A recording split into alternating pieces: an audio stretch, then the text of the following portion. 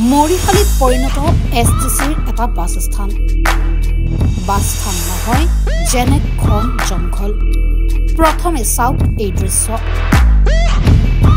হাবি জংঘলেৰে ভৰি পৰা জহি খহি যোৱা কলিয়াবৰ শিলঘাটৰ ৰাজ্যিক পৰিবহণ নিগমৰ এটা বাছ স্থানৰ অৱস্থা। একালৰ অসম ৰাজ্যিক পৰিবহণ নিগমৰ বাছ স্থান এতিয়া পৰিণত হৈছে মৰিশালী। উন্নয়নৰ ঢাকঢোল বজোৱা চৰকাৰৰ বিভাগীয় হেমাহি আৰু চৰম অমনোযোগিতাৰ ফলতেই মৰিশালীত পৰিণত অসম ৰাজ্যিক পৰিবহণ নিগমৰ এইটো বাছ স্থান। 1996 চনতেই বন্ধ হৈ পৰিছিল শিলঘাটৰ ৰাজ্যিক পৰিবহণ নিগমৰ ৰঙা বাছৰ সেৱা।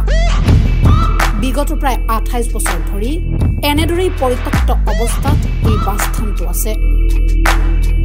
শীঘ্ৰে মন্ত্ৰী কেশৱ মহন্তক বাছ স্থানটো পুনৰ নিৰ্মাণৰ দাবী স্থানীয় ৰাইজৰ।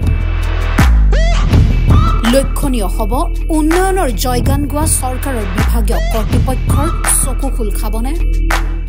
আমাৰ শিলঘাটবাসী ৰাইজৰ এটা দীৰ্ঘদিনীয়া সপোন আছিলে। আমাৰ ইয়াত অন্তিমখন বাছ সেৱা আপোনাৰ 1996তে চলিছিল। তাৰ পিছৰ পৰা এই অফিচটো পুৰা সম্পূৰ্ণভাৱে বন্ধ হৈ আছিলে। আৱৰ্জনাই ভৰপূৰ হৈছে।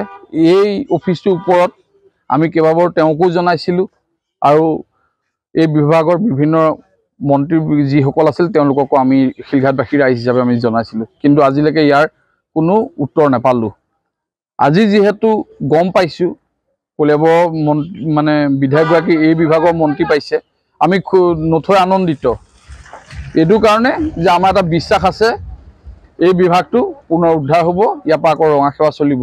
কাৰণ যিহেতু তেওঁ এবাৰ কৈ থৈছিলে আপোনাৰ সাহিত্য সভাত কলিয়াবৰত হৈ যোৱা অন্তিমখন মানে কলিয়াবৰত হৈ যোৱা যিটো সাহিত্য সভা 2015 চনত তেওঁ এটা কথা দি থৈছিলে যে ইয়াৰ পৰা পুনৰ বাছ সেৱা চলিব, কিন্তু কি কাৰণত নচলিল আমি গম নাপাওঁ।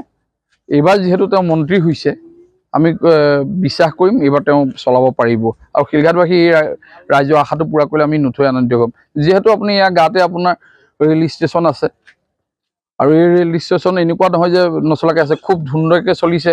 বিভিন্ন পৰ্যায়ৰ ৰাইজ আহে, এটা শিলঘাট পৰ্যটনস্থলীলৈ ৰূপান্তৰ হৈছে। তাতো বিভিন্ন দেশৰ বিদেশৰ মানুহ আহিবলৈ লৈছে। আস্থানটো যদি পুনৰ জীৱিত হয় শিলঘাটবাসী ৰাইজ হিচাপে আমি সদায় গৌৰৱান্বিত হ'ম। ধন্যবাদ। কলিয়াবৰৰ পৰা অভিযোগ অংকুৰৰ সহযোগত নিউজ ডেস্ক, সচ দ্য ৰিয়েলিটি।